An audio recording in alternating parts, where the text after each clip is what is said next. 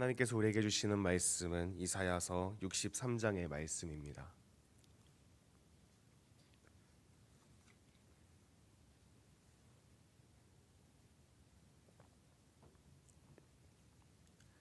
이사야서 63장의 말씀을 교독하겠습니다.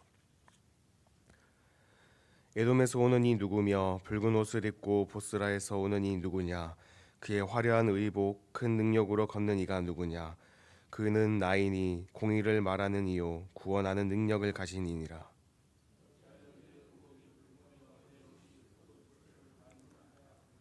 만민 가운데 나와 함께한 자가 없이 내가 홀로 포도즙들을 밟았는데 내가 노함으로 말미암아 무리를 밟았고 분함으로 말미암아 짙 밟았으므로 그들의 선혈이 내 옷에 튀어 내 의복을 다 더럽혔음이니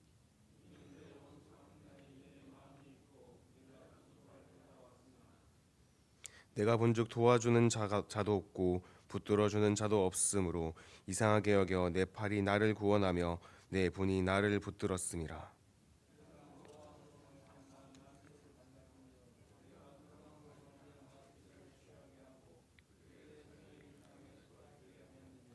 내가 여호와께서 우리에게 베푸신 모든 자비와 그의 찬송을 말하며 그의 사랑을 따라 그의 많은 자비를 따라 이스라엘 집에 베푸신 큰 은총을 말하리라.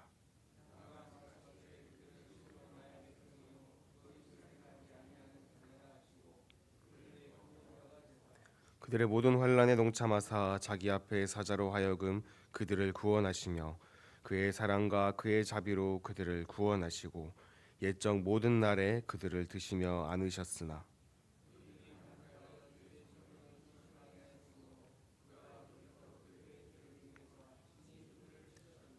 백성이 옛적 모세의 때를 기억하여 이르되 백성과 양 떼의 목자를 바다에서 올라오게 하시니가 이제 어디 계시냐? 그들 가운데 성령을 두시니가 이제 어디 계시냐?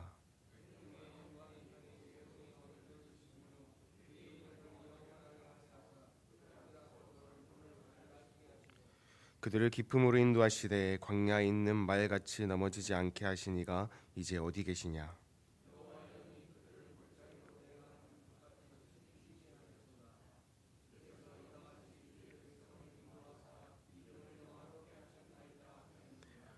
주여 하늘에서 굽어 살피시며 주의 거룩하고 영화로운 처소에서 보옵소서. 주의 열성과 주의 능하신 행동이 이제 어디 있나이까? 주께서 베푸시던 강곡한 자비와 사랑이 내게 그쳤나이다.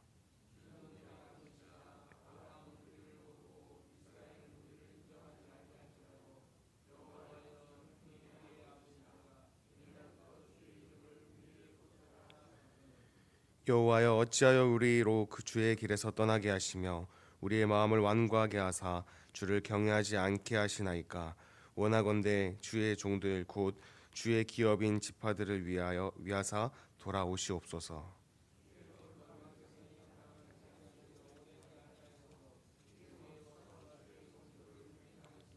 함께 읽겠습니다.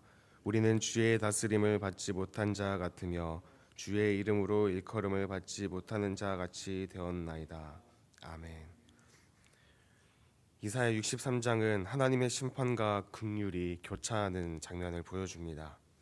하나님은 죄를 심판하시지만 동시에 자기 백성을 극진히 사랑하시는 분이심을 이 말씀을 통해 보여주고 있습니다. 이 말씀을 통해 하나님의 궁의와 사랑을 함께 묵상하며 우리 신앙을 점검하는 시간 되길 원합니다. 이 이사야서 63장은 크게 두 부분으로 구분할 수 있습니다. 1절에서 6절의 말씀은 하나님께서 원수들에게 행하시는 심판을 묘사하고 있으며 7절에서 마지막 19절까지는 하나님의 선하심과 구속의 역사에 대한 회고와 간구가 기록되어 있습니다. 먼저 1절 말씀에 에돔에서 오는 이 누구며 붉은 옷을 입고 보스라에서 오는 이 누구냐? 그의 화려한 의복 큰 능력으로 걷는 이가 누구냐라고 질문합니다. 에돔에서 오느니 붉은 옷을 입고 보스라에서 오느니 그리고 그의 화려한 의복 그리고 큰 능력으로 오는 자가 누구냐? 여기서 바로 이분을 하나님이라고 이야기하고 있습니다. 붉은 옷은 전쟁에서 원수들을 심판하신 결과로 피에 물든 옷을 상징합니다. 하나님께서는 악을 그냥 두지 않으시고 반드시 심판하신다는 것입니다. 하나님의 심판에는 분명한 이유와 목적이 있습니다. 오늘 말씀을 보면은 다소 하나님의 심판이 엄중하고 무겁게 느껴집니다. 하지만 그 목적이 분명합니다. 그것은 무너져 내린 공의와 정의를 다시 세우기 위함입니다. 하나님을 그저 아무 이유 없이 심판을 하시는 무서운 하나님으로 우리는 오해해서는 안 될 것입니다. 하나님께서는 우리를 사랑하시고 우리를 날마다 돌아오길 원하시며 때로는 채찍과 당근으로 날마다 우리가 좋은 길로 가장 옳은 길로 나아가기를 원하시는 분이라는 것을 우리는 기억해야 합니다. 2절 말씀에 어찌하여 내 의복이 붉으며 내 옷이 포도즙 틀을 밟는 자 같으냐라고 말합니다.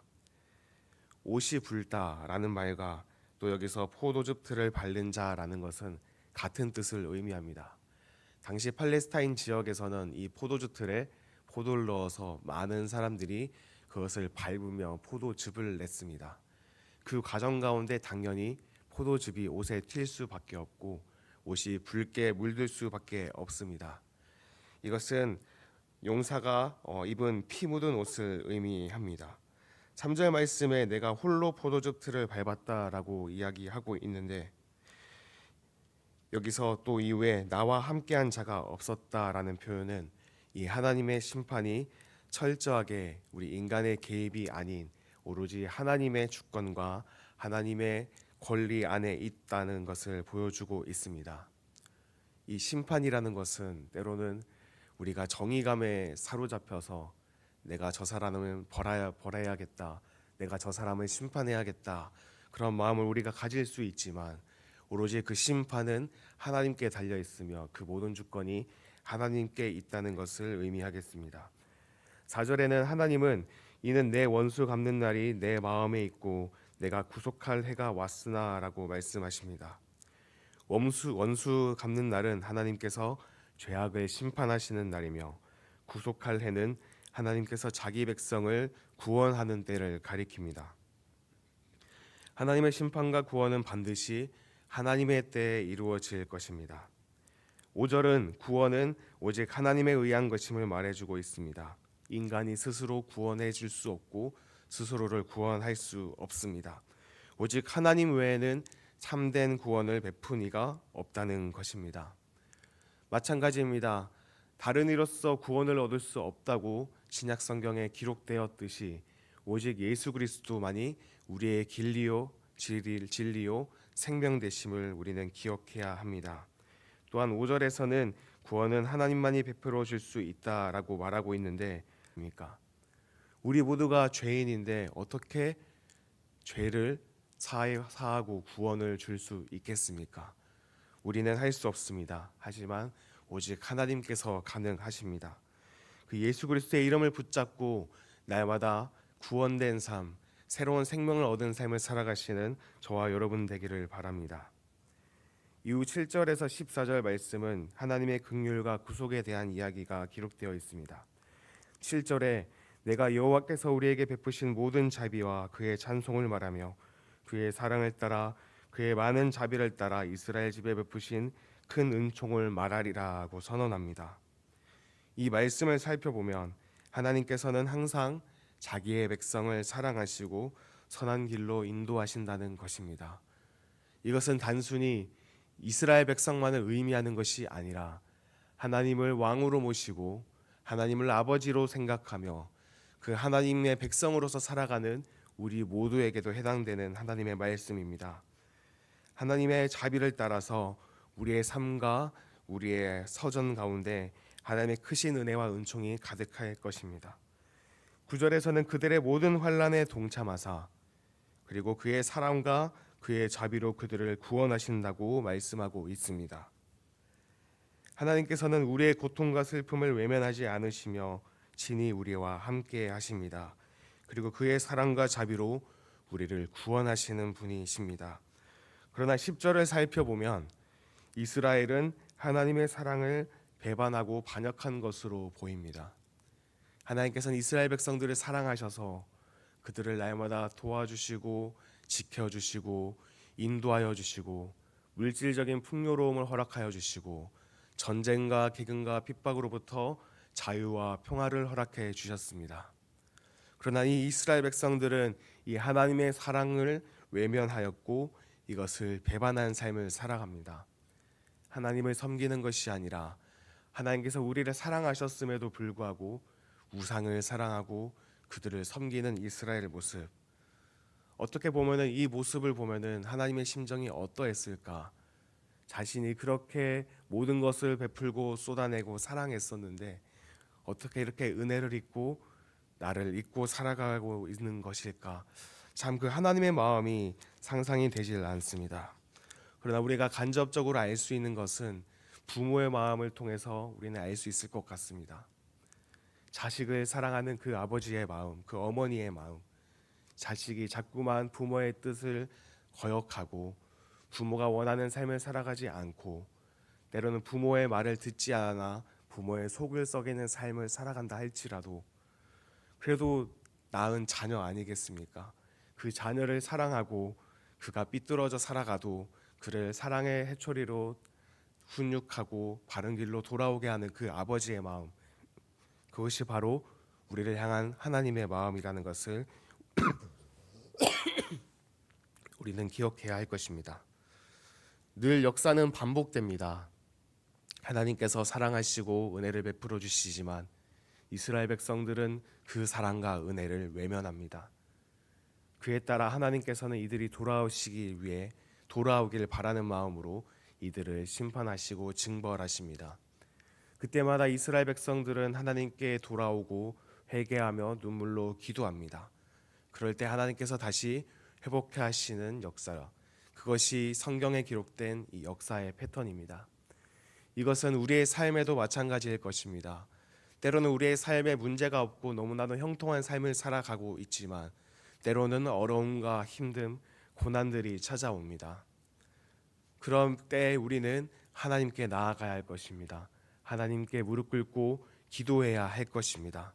그럴 때 하나님께서 다시 한번 우리의 삶 가운데 회복의 역사를 이루어 가실 것입니다. 하나님은 우리를 사랑하시며 우리와 또 약속하셨습니다. 하나님께서는 신실하시며 그 약속을 항상 지켜가시는 분이십니다. 그 사실을 굳게 믿고 나아가는 우리 모두 되기를 원합니다. 11절에서 13절 말씀은 옛적 모세의 때를 기억하며 하나님께서 모세를 통해 행하신 구원의 역사를 말해주고 있습니다.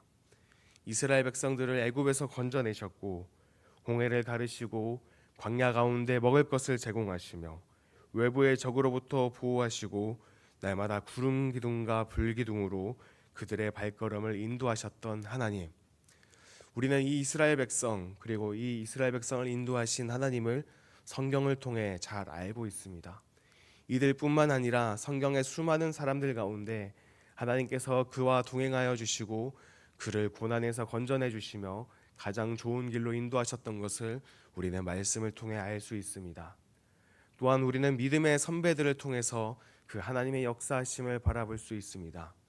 우리의 부모님과 함께 하셨던 하나님, 그리고 내가 생각나는 믿음의 선배들과 함께 하셨던 그 하나님, 우리 서울교회와 함께 하셨던 하나님, 이 한국교회와 함께 하셨던 그 하나님을 생각한다면 우리는 여전히 오늘 가운데 우리가 현실 가운데 살아가는 이 시간 가운데서도 동일하게 우리를 인도해 주시고 우리 삶 가운데 역사해 주실 하나님을 우리는 신뢰할 수 있게 됩니다. 그 하나님을 기억하는 우리 모두 되길 원합니다.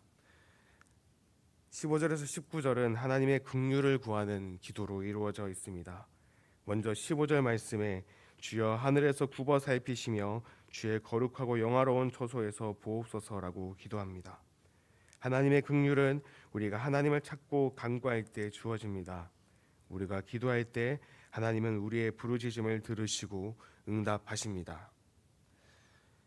여기서 표현이 다소 의아합니다. 이스라엘 백성들이 하나님을 떠났고 우상을 섬기는 죄를 지었는데 마치 하나님께서 자신들을 떠난 것처럼 표현을 하고 있습니다. 하지만 그 고백의 진실은 그렇지가 않습니다. 하나님께서 우리를 떠나가신 것처럼 표현을 하고 있지만 이스라엘 백성들은 자신이 먼저 하나님을 떠났음을 알고 있으며 여기서 회개의 기도를 하고 있습니다. 자신의 죄로 인해 떠나가신 하나님, 사실 하나님께서 떠나가신 것이 아니라 자신들이 떠나간 것입니다. 그러나 여기서 간구는 우리가 다시 한번 하나님께 기도하고 회개하오니 주님, 우리의 관계를 회복해 하시고 우리와 동행하여 주시고 함께 해달라는 의미로 우리는 바라보아야 할 것입니다. 17절 말씀에 여호와여 어찌하여 우리로 주의 길에서 떠나게 하시며 우리의 마음을 완고하게 하사 주를 경외하지 않게 하시나이까. 원하건대 주의 종들 곧 주의 기업인 지파들을 위하사 돌아오시옵소서. 하나님은 결코 우리를 외면하지 않으십니다. 그리고 결코 우리를 떠나지 않으십니다. 때로는 우리를 떠난 것 같이 느껴지더라도, 때로는 우리를 버렸다고 느껴질지라도, 때로는 우리를 외면하고 있다고 느껴질 때라도 우리는 그 순간적인 감정에 넘어져선 안 됩니다. 하나님께서 날마다 우리와 함께 하시고 우리를 지켜주시는 분이라는 것을 기억하며 살아가야 합니다. 19절 말씀에 이사야는 우리는 주의 다스리심을 받지 못한 자 같으며 주의 이름으로 일컬음을 받지 못한 자 같으니이다 라고 탄식합니다. 이사야는 하나님께서 다시 한번 긍휼을 베푸시고 이스라엘을 인도해 주시기를 간절히 구하고 있습니다. 결국 오늘 본문에서 우리에게 이야기하고 있는 것은 우리 자신의 죄를 회개하고 하나님 앞에 간절한 마음으로 기도하는 것입니다. 우리의 기도 생활은 어떻습니까? 하나님께서 보시기에 우리가 기도를 오래 한다고 해서 그 모든 기도를 하나님께서 또 받으시는 것은 아닐 것입니다.